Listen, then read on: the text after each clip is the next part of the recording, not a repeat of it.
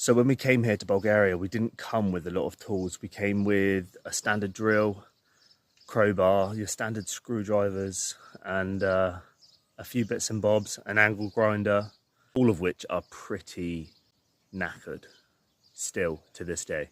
Now, obviously, as this project goes on, we're going to need more tools. So we really do need to think about some of the things that we want and that we need.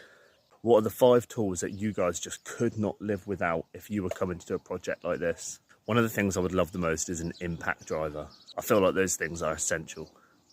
But if you list those 5 tools in the comment section below, make sure you tag the makers of those tools so that we can go over to their pages and we can have a look at some of the tools that they have. I'm excited to see what you guys would bring.